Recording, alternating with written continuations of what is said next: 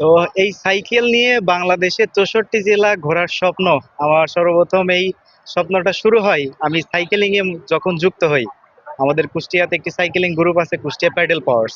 তো এই প্যাডেল পাওয়ার্সে যখন আমি যুক্ত হই, এই যুক্ত হওয়ার পর থেকে আমার এই সাইকেল সম্পর্কে যখন আমি জানতে পারি যে সাইকেলিং এ কতটুকু উপকারিতা এবং কতটুকু সুফল। তো আমি যতটুকু যাচাই বাছাই করেছি, এই সাইকেল নিয়ে যখন আপনি বেরোবেন, আপনার দেহ সুস্থ, দেহ এবং মন সবকিছু ভালো থাকবে। আর আসল কথা, এই বাইসাইকেলটি শুধু বাইসাইকেল নয়, এটি এই পুরো বিশ্বের মধ্যে একটি পরিবেশ বান্ধব বাইসাইকেল। যে যে বাইসাইকেল থেকে আপনার কোনো কালো ধোঁয়া নির্গত হয় না, কোনো জীবাশ্ম জ্বালানি লাগে না, একেবারে পরিবেশ বান্ধব। তো এই পরিবেশ বান্ধব বাহনকে আমি বেছে নিয়েছি আমি এই বাংলাদেশ পরিবেশ রক্ষা করার জন্য এবং বাংলাদেশকে আরো কিভাবে সবুজায়ন করা যায়। তো এই সবুজায়ন করার লক্ষ্য আমার ছিল আমি প্রতিটা জেলাতে বৃক্ষরোপণ করব।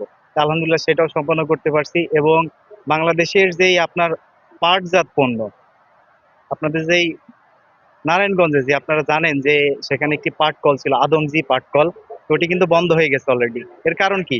এই পাটজাত পণ্য এবং পাট চাষে কৃষকরা তাদের আগ্রহ হারাচ্ছে। এই আগ্রহের কারণে কিন্তু এই পাট চাষ আমাদের সোনালী আঁশ এগুলো আমরা কিন্তু দিনে দিনে বিলুপ্তর পথে, এবং মানুষজন মানে বিলুপ্তর পথে, এমন এত পরিমাণে মানুষ চাষ থেকে এটা মুখ ফিরে নিয়েছে।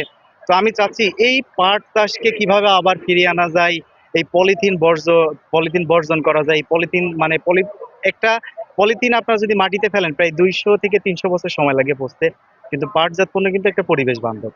তো এই জন্য আমি এই 3টা প্রতিপাদ্য নিয়ে বের হয়েছিলাম, সুস্থ থাকতে সাইকেল ধরি, পাট চাষে উন্নতি করি, গাছ লাগিয়ে শীতল চাই, সুন্দর এক জীবন করি। এই আবহাওয়া তো, এটা তো সরাসরি সৃষ্টিকর্তার হাতে। তো আমি সবসময় চেষ্টা করছি বৃষ্টিতে না ভিজে চলাচল করার, তবে কিছু কিছু মুহূর্ত এই আপনার প্রতিকূল আবহাওয়া উপেক্ষা করে আমি যাত্রা শুরু করছি। সবকিছু মিলাই আমি নিজেকে, আপনার যে রেইনকোট আছে রেইনকোট ঢেকে যাত্রা শুরু করছি। অনেক সময় দেখা যাচ্ছে ঝড়ের মধ্যে পড়ছি, আবার কিছুদিন আগে আপনার চিটাগং, ফেনী, নোয়াখালী বন্যা একটা পূর্বাভাস ছিল। তো আমি পূর্বাভাস শুনে ওখান থেকে অতিক্রম করি। তো আল্লাহর রহমতে প্রতিকূল আবহাওয়া অনেকভাবে চড়াই উতরাই পারি করে এই যাত্রা সম্পন্ন করি। সাইকেলিস্ট হিসেবে অবশ্যই সবারই একটা ইচ্ছা থাকে যে 64 জেলা ভ্রমণ করবে। ইভেন যখন মেহেদী বের হয় আমারও ওর সঙ্গে বেরোনোর কথা ছিল, কিন্তু বিভিন্ন প্রবলেমের কারণে মানে ও বেরিয়ে গেছে, কিন্তু আমি ওর সাথে বের হতে পারিনি, এটা খুবই দুঃখজনক। কিন্তু ও ওখান থেকে ঘুরে আসছে সুস্থভাবে, আমাদের মাঝে ফিরে আসছে, এটাই আমাদের অনেক ভালো লাগছে, আমাদের বন্ধু আমাদের মাঝে ফিরে আসছে। তো ইচ্ছা আছে ওর সাথেই রিসেন্টলি টেকনাফ টু তেতুলিয়া টিটি মারার, ঠিক আছে। তারপরে আমার আরো ইচ্ছা আছে যে 64 জেলাও ভ্রমণ করার।